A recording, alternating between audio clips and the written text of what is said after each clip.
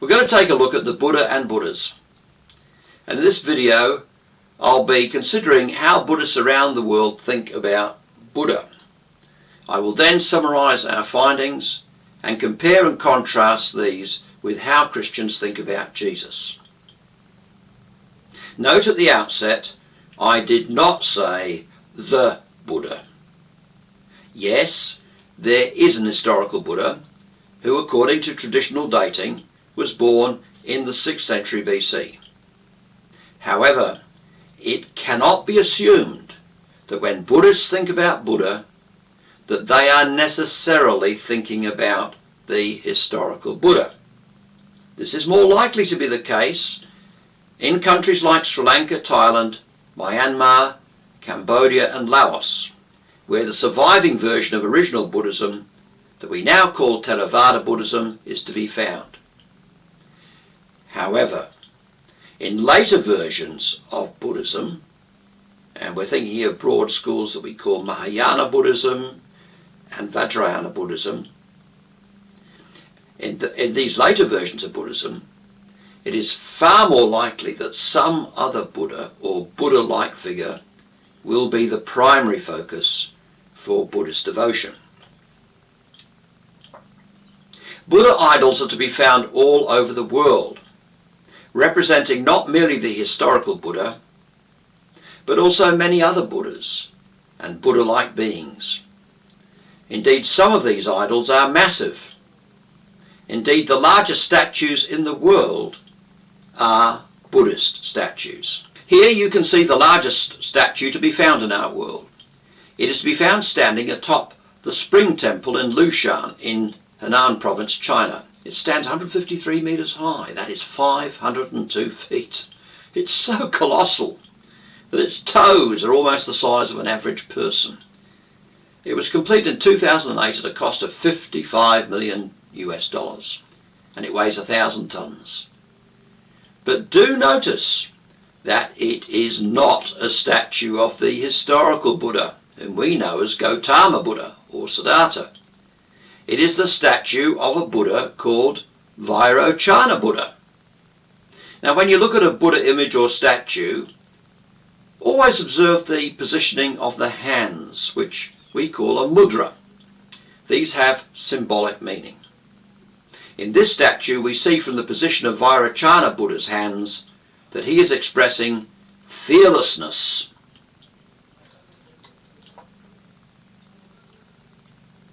The original Buddhist scriptures, written in a language called Pali, do not mention this Buddha.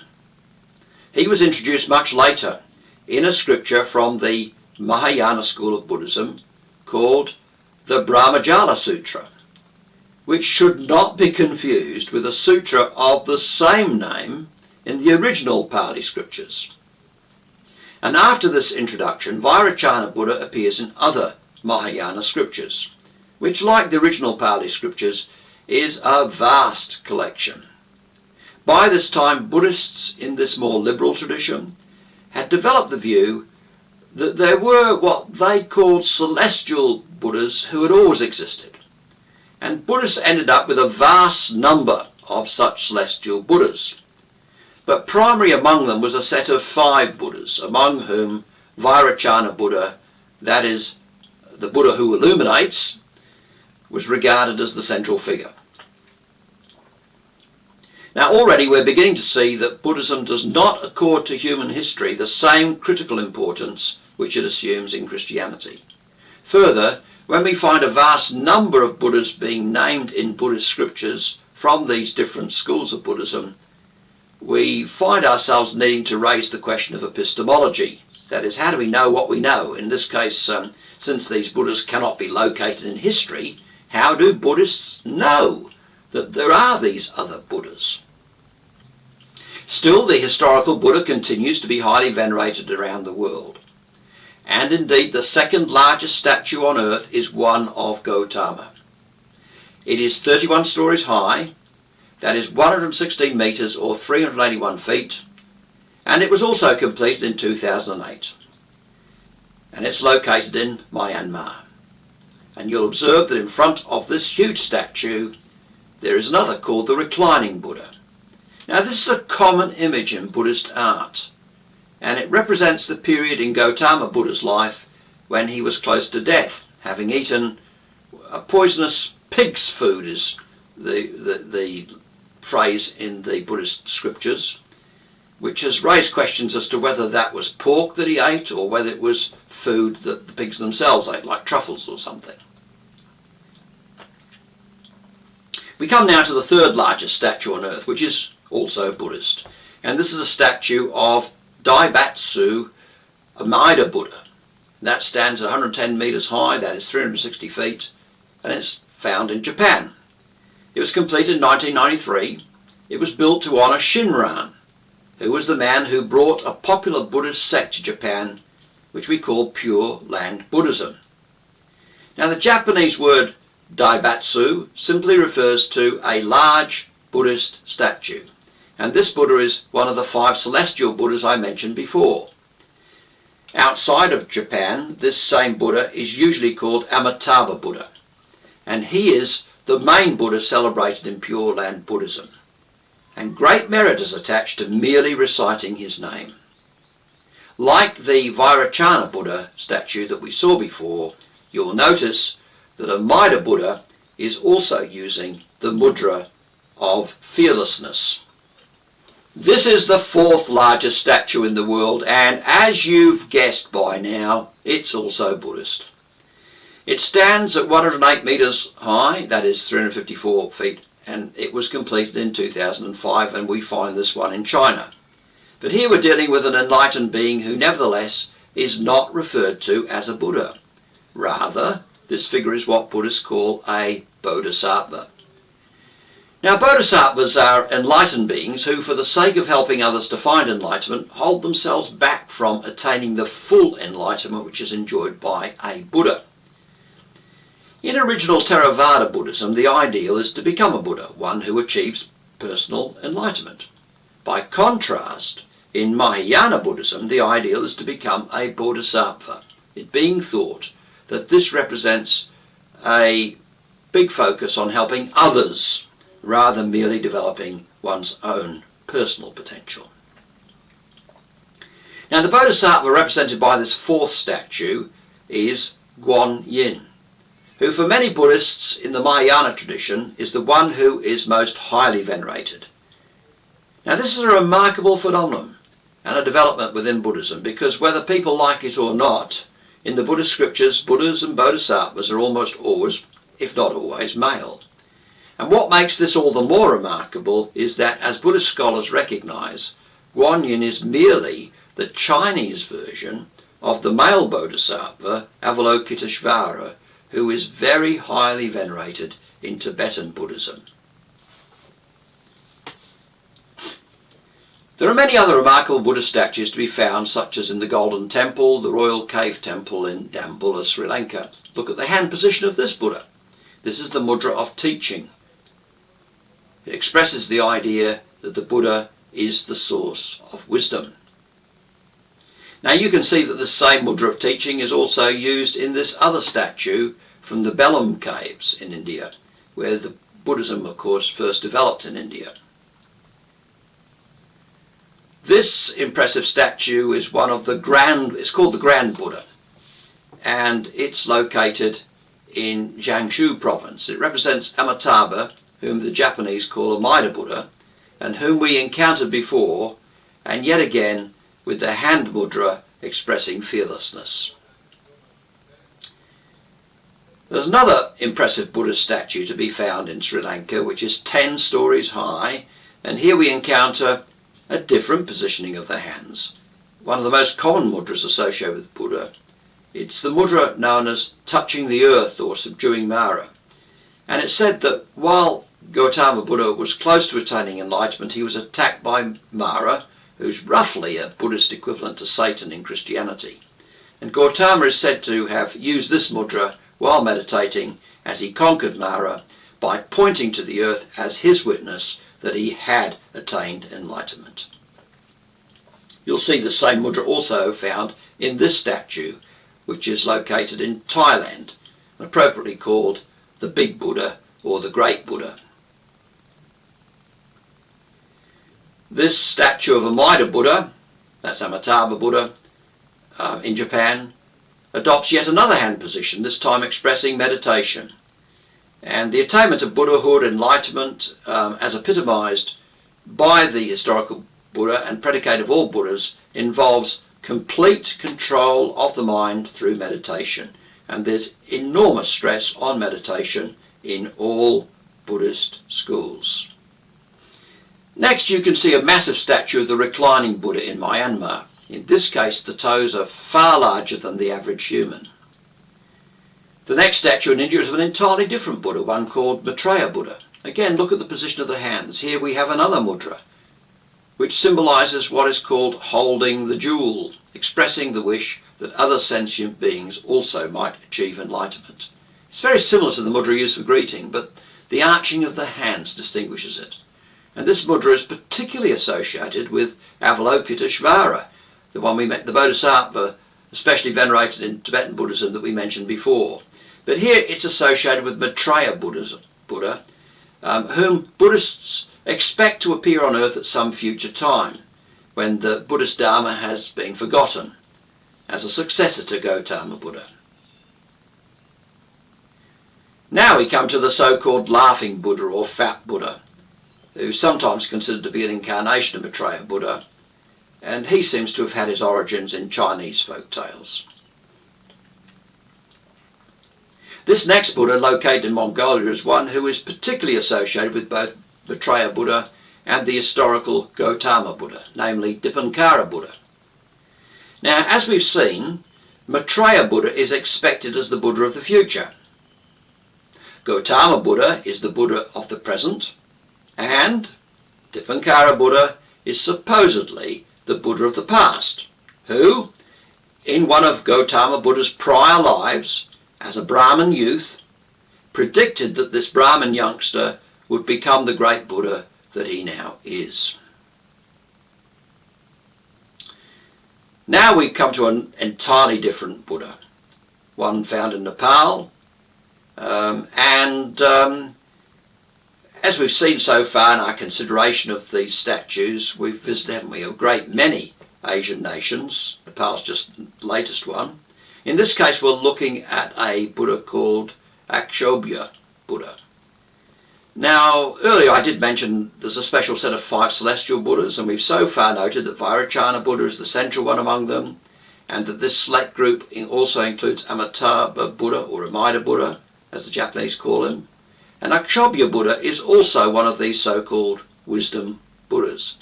And these 5 are particularly recognised in what we call Vajrayana Buddhism, which is the version of Buddhism that we particularly associate with Tibet, but which is also found in nations like Bhutan, Mongolia and Nepal.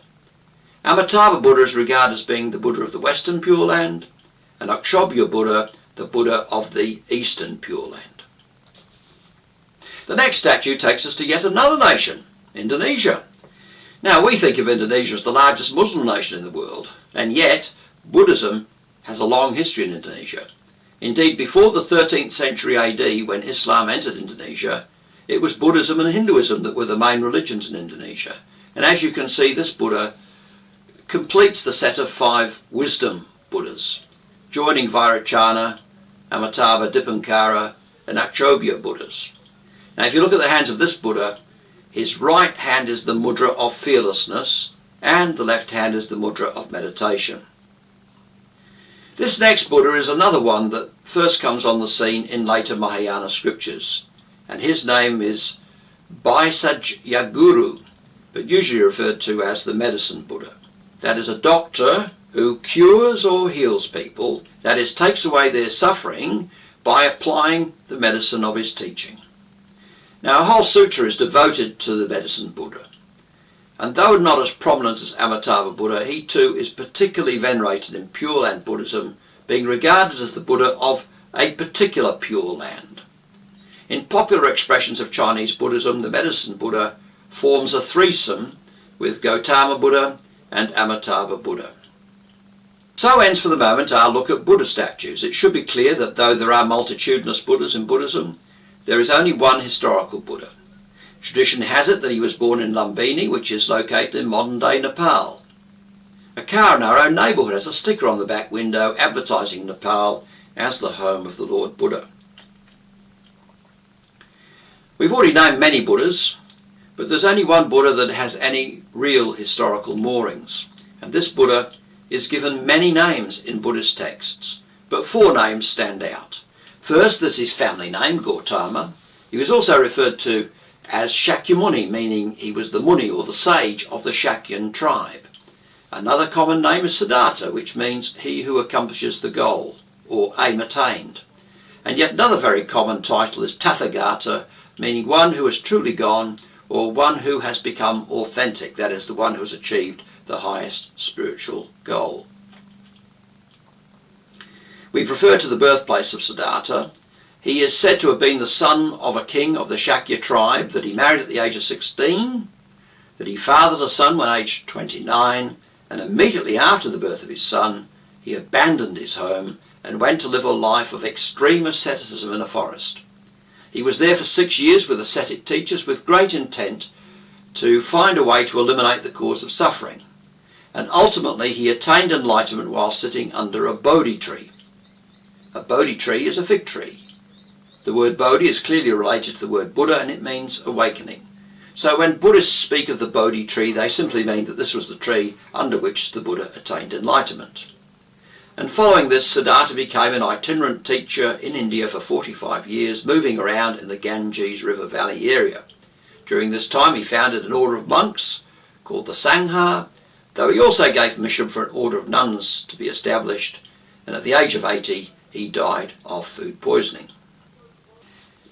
It is no simple matter to date Siddhartha's life. The first biographies were written long after the earliest Buddhist scriptures, which appeared in the 1st century BC.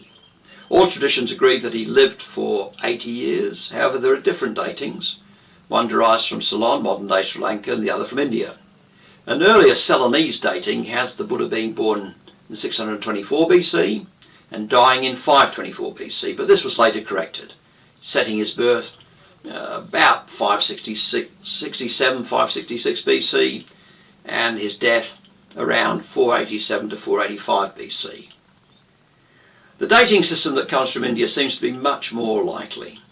It estimates that Siddhartha died around 100 years prior to the reign of the Indian Emperor Ashoka. Now, Ashoka reigned from 268 to 232 BC, which would indicate that the Buddha was actually born sometime around 450 to 448 BC and died sometime around 370 to 368 BC. If we place this within the wider history of the time, we might think of the Greco-Persian Wars, which raged from 492 to 449 BC. It was also the period during which the Jews returned from exile in Babylon and began to rebuild Jerusalem. And it turns out that the Buddha was probably a contemporary of Plato, who was born in 428 BC. So much for historical foundations. When we turn to how Buddhists summarise the life of the Buddha, it quickly becomes evident that we are no longer dealing with empirical, testable reality. In summarising his life, Buddhists speak of 12 great deeds, and the first of these is the claim that Siddhartha lived a previous existence as a deva in a heaven called Tushita heaven, and it was from that heaven that he descended and entered the womb of his mother. Now, there's no thought here of any prior sexual act bringing about the creation of a fetus in his mother Maya's womb. When we come to his fourth great act, this is that he was born as the son of a king. They call them acts, even though it's perhaps a bit odd. Anyway, as the son of a king, he becomes proficient in the worldly arts, the most intelligent of human beings, the one with the greatest physical prowess. He excels in archery and wrestling and horse riding. He lived an idyllic life in 3 palaces. He's shielded from harsh reality outside these palaces, and he enjoys every pleasure and luxury.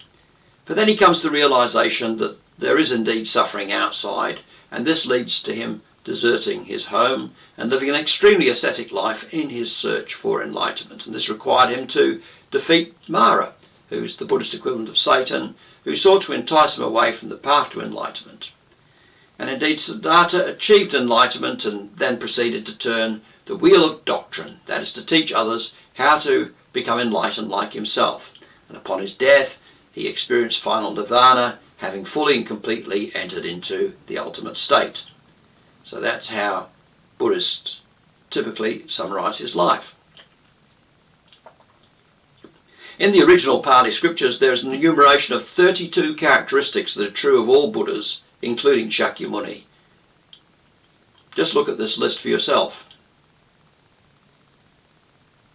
I'm not going to go through them all, but you've just got to have a quick glance at this list and you can see for yourself that a Buddha is most certainly not a normal human being, even when looked at physically. Indeed, when thinking about the body of a Buddha, there are in fact 3 bodies that a Buddha is said to possess. First, there's an invisible truth body, Dharmakaya, which is eternal and unchanging, and is the foundation of being for all things in the universe. And second, a Buddha has what's called a body of bliss or a body of enjoyment, Sambhogakaya. And again, this is not a flesh and blood body, but one by which an enlightened Buddha manifests himself, especially to bodhisattvas. And finally, of course, there is the earthly physical body of a Buddha, the so-called transformation body, Nirmanakaya. Now, as we've seen, it's unlike the body of a normal human being. It's a body used to reveal the Buddha to the world and to reveal his teaching, by which all beings might be led to enlightenment. It's time now to summarise what we've learned from this quick overview of how Buddhists think about the Buddha and other Buddhas. Firstly, as an historical phenomenon, Buddhism was kick-started by an historical Buddha. Prior to him, there were no other recognised Buddhas. Secondly, the historical Buddha was probably born in the 5th century BC, but the physical descriptions of him and the highly idealised understanding of his life makes it very difficult to know where real history ends and where legend and myth begin. Now, I've spoken with monks who believe Siddhartha was exactly as described in these scriptures. Of course, this raises questions about the nature of the Buddhist scriptures, which is not our current focus. Thirdly, Buddhism has especially developed in Asian nations, with our consideration of Buddhist statues taking us from India, where Buddhism was first developed, to China, Myanmar, Japan, Sri Lanka, Thailand, Mongolia, Nepal and Indonesia. And we actually ended up in Washington, in the US capital. Of course, many other nations might have been at it. Fourthly, Buddhism has clearly become variegated to a very high degree. There are 3 main streams of Buddhism: Theravada, the surviving school of original Buddhism; Mahayana Buddhism, which began in India but was largely shaped in China and dispersed from there to countries like Japan; and Vajrayana Buddhism, which is especially represented in Tibet. And then there are lots and lots and lots of sects within those traditions. So Buddhism is rather like football, it's so varied in its expressions. Fifthly, within any particular Buddhist society, it cannot be assumed that Shakyamuni Buddha is the main focus of veneration and devotion.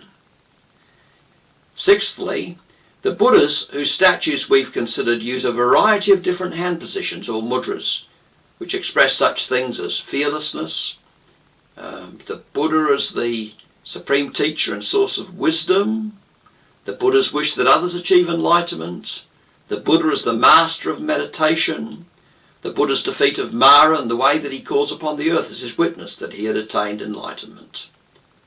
And of course there are many other Buddhas we haven't considered. In what ways might we be able to compare and contrast these findings with how Jesus is regarded in biblical mainstream Christianity? Well, firstly, in Buddhism, the historical Buddha is only one of an innumerable number of Buddhas. By contrast, in biblical Christianity, Jesus is absolutely and always central, utterly unique and preeminent without peer. And consequently, the historical Buddha does not assume the same relation with respect to Buddhism that Jesus bears with respect to Christianity. Secondly, in Buddhism, the historicity of the Buddha and of the Buddhas is of little to no importance. Disprove the historicity of the Buddha and it's doubtful that any significant damage is done to Buddhist thought and teaching. By contrast, in biblical Christianity, that Jesus rose bodily from the dead is of such foundational importance that if it could be proved that this did not happen in history, then biblical Christianity would collapse like a house of cards. Thirdly, in Buddhism, the veneration of images and statues is thoroughly accepted as thoroughly legitimate. Biblical Christianity is utterly opposed to the veneration of what are called idols. Though contested in church history, most, though not all, Bible-honouring Christians will tolerate a level of respectful attempts to represent Christ and his life by actors, though never treating the performance itself or the movie concerned as an object of veneration. The same applies to visual aids that might be used in a church, such as stained glass windows illustrating different events from Jesus' life. All over the world, Buddhists prostrate themselves before images of Buddhas. Biblical Christians never prostrate themselves before stained glass windows illustrating Jesus' life. Fourthly, in Buddhism, the Buddha's death is due to food poisoning, but his death is not presented as being a sacrificial death, and certainly is not presented as having been brought about by mass human and demonic hostility, as in the case of Jesus. And so, by contrast, the death of Jesus was brought about by humans seeking his crucifixion, and the understanding also that his death was divinely planned to serve as a redemptive sacrifice. This is absolutely foundational to biblical Christianity. Fifthly, the Buddha's progress towards enlightenment is characterized by faltering steps. For 29 years he lives as a prince impervious to the problem of suffering experienced by sentient beings living outside the palace walls. And following the renunciation, the abandonment of his family, he spends 6 years practicing extreme asceticism and then realizes that this approach is mistaken, which leads to his promotion of the middle way. By contrast, Jesus is God the Son in human flesh, who unerringly and unwaveringly lives a life devoted to seeking and saving the lost. In the sixth place, both the births of the Buddha and the birth of Christ have extraordinary features. Neither presuppose prior sexual activity. Both the Buddha and Christ come from heaven. Now, in the case of Siddhartha, this is said to have been Tushita heaven, one of the heavens inhabited by devas, godlike beings, in one of the 6 realms of existence recognized by Buddhas. In the case of Jesus, this is the heaven from which God rules the cosmos.